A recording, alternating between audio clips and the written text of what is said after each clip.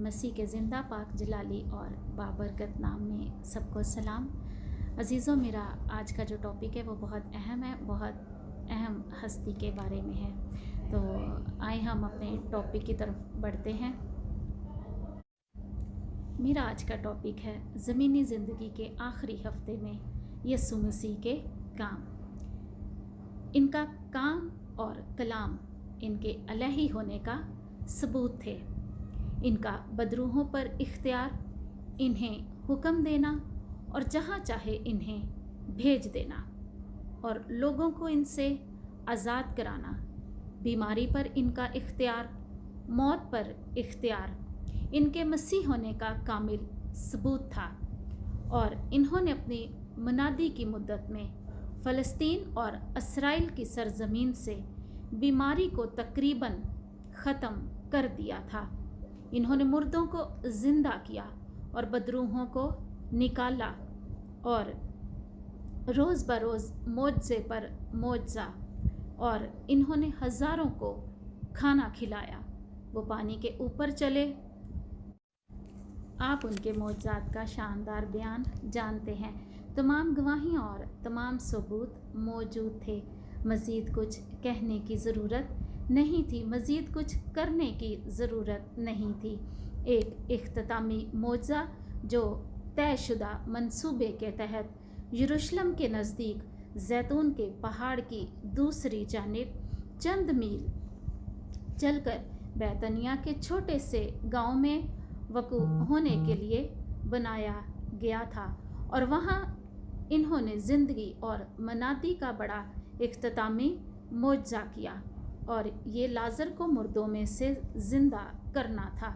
इसके मरने के फ़ौरन बाद नहीं, गोया इसे होश में लाया गया हो, लेकिन इसके 4 दिन बाद जब इसे लपेट कर दफना कर कब्र में रखा जा चुका था, तब वो आया और उसे मुर्दों में से ज़िंदा किया। ये मिराज थी, ये इख्तिताम इनके मसीहा होने का सबूत था। जो कुछ करने की ज़रूरत थी वो हो चुका था। इन तमाम निशानात की अक्कासी जो इन्होंने दोनों जगह, जनूब में यहूदिया और शमाल में गलील के लोगों पर ज़ाहिर किए, अब वक्त आ गया था। और अब ये ईद फसा है और वह सब के सब यहाँ यरूशलेम में आ चुके हैं। पूरे मुल्क से तमाम लोग फसा के लिए यरूशलेम आए थे और वह सब यीशु से मुतल्लिक तमाम कहानियाँ लेकर आए थे। इख्तितामी मोज़े के साथ ये बेहतरीन वक्त था कि वो अपने आप को इन पर ज़ाहिर करता। अब सलीब का वक्त आ गया है। कुछ लोग कहते हैं कि यीशु मसीह की मौत एक हादसा थी, और लोग किताबों में लिखते हैं कि यीशु एक नेक नाम बागी था जिसका इनकलाब सर्द और नाकाम हुआ और इस वजह से वो कत्ल कर दिया गया, जबकि ऐसा नहीं है। वो अलही वक्त पर था। वो बिल्कुल जानता था कि क्या होने वाला है। इसने पहले ही 3 बार पेशन गोई की थी कि वो यरूशलेम जाएगा और कत्ल किया जाएगा और जी उठेगा। और मत्ती 26 बाब 2 आयत में कहता है कि ये 2 दिन में हो जाएगा। ये कोई हादसा नहीं है, ये खुदा की तरफ से अलही मंसूबा है जो अलही वक्त पर है। कई मौके ऐसे भी थे जब लोग इसकी जान लेने की कोशिश करते हैं, लेकिन वो ऐसा नहीं कर पाते।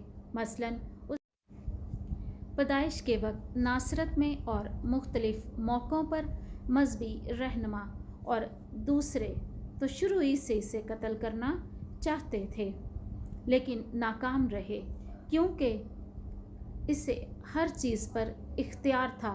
हर बात हमेशा अलही मंसूबे से एक शानदार, बावकार और मुयस्सर मुस्तनीद तरीके से हुई थी। यीशु से अपनी ज़मीनी ज़िंदगी में अलही वक्त पर बिना किसी ख़ता के आगे बढ़ा। और यूहन्ना 10 बाब में क्या आपको याद है कि इसने क्या कहा? 18 आयत में है कि कोई उसे मुझसे छीनता नहीं, बल्कि मैं उसे आप ही देता हूँ। मुझे उसके देने का भी इख्तियार है और उससे फिर लेने का भी इख्तियार है। ये हुक्म मेरे बाप से मुझे मिला। कोई आदमी मेरी जान मुझसे छीन नहीं सकता। और पिलातुस किस कदर बेवकूफ़ था कि वो 19 बाब में यीशु से कहता है कि तू मुझसे बोलता, क्या तू नहीं जानता कि मुझे तुझे छोड़ देने का भी इख्तियार है और मसलूब करने का भी इख्तियार है। यीशु ने उसे जवाब दिया, अगर तुझे ऊपर से ना दिया जाता तो तेरा मुझ पर कुछ इख्तियार ना होता। बैतनिया में यीशु मसीह का मसा किया जाना। यूहन्ना 12 बाब 1-8 आयत। फिर यीशु फसह से 6 रोज़ पहले बैतनिया में आया, जहाँ लाजर था जिसे यीशु ने मुर्दों में से जिलाया था। वहाँ उन्होंने उसके वास्ते शाम का खाना तैयार किया और मार्था उनकी खिदमत करती थी, मगर लाजर उनमें से था जो उसके साथ खाना खाने बैठे थे। फिर मरियम ने जटामासी का आध सेर खालिस और बेश कीमत इतर लेकर यीशु के पाँव पर डाला और अपने बालों से उसके पाँव पोंछे, और घर इतर की खुशबू से महक गया। मगर उसके शागिर्दों में से एक शख्स, यहूदा इस्करियोती, जो उसे पकड़वाने को था, कहने लगा, ये इतर 300 दिनार में बेचकर गरीबों को क्यों ना दिया गया। उसने ये इसलिए ना कहा कि उसको गरीबों की फिक्र थी, बल्कि इसलिए कि चोर था, और चूंकि उसके पास उनकी थैली रहती थी, उसमें से जो कुछ पड़ता वो निकाल लेता था। बस यीशु ने कहा कि उससे ये इतर मेरे दफन के दिन के लिए रखने दे, क्योंकि गरीब गुरबा तो हमेशा तुम्हारे पास हैं, लेकिन मैं तुम्हारे पास ना रहूँगा। ये इस ख़ानदान का सबसे खुशगवार खाना था, क्योंकि वो जो मर चुका था अब ज़िंदा है। ये हफ्ते का दिन था, ईद फसह से 6 दिन पहले। यीशु, जैसा आयत 6 में बयान है, बैतनिया में शमौन कोढ़ी के घर में था। शमौन कोढ़ी ने इन्हें एक शानदार खाने के लिए बतौर मेहमान बुलाया था। अब शमौन कोढ़ी नहीं था, क्योंकि हम जानते हैं कि अगर वो कोढ़ी होता तो कोई भी उसके घर ना जाता।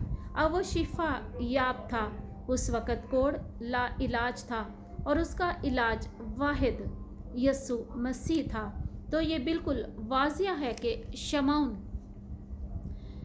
मसीह की शिफा बख्श कुदरत का वसूल कनिंदा था। मसीह को खाने पर मदु करना वो वाहिद तरीका था जिससे वो मसीह के लिए अपनी मुहब्बत का शुक्रिया अदा कर सकता था। ये खुशी नाकाबिल बयान होगी, आप इस पर यकीन भी नहीं करेंगे। शमौन एक साबिक कोढ़ी, समाज से निकाला हुआ, अब शिफा याब था। इंसानी जिस्म में खुदा इसके घर में है और वो उसकी मेज़बानी कर रहा है, और वो मरियम, मार्था और लाजर और तमाम 12 शागिर्दों को भी खाने की दावत दे रहा है। ये शाम के खाने के लिए एक अच्छा इज्तिमा है जो तकरीबन 20 अफराद पर मुश्तमिल है, और शायद कुछ ज़्यादा भी हो सकते हैं, हम नहीं जानते। लेकिन मरकस इसके बारे में लिखता है और मत्ती भी लिखता है, और इसी तरह यूहन्ना भी, क्योंकि ये एक बहुत अहम मौका है।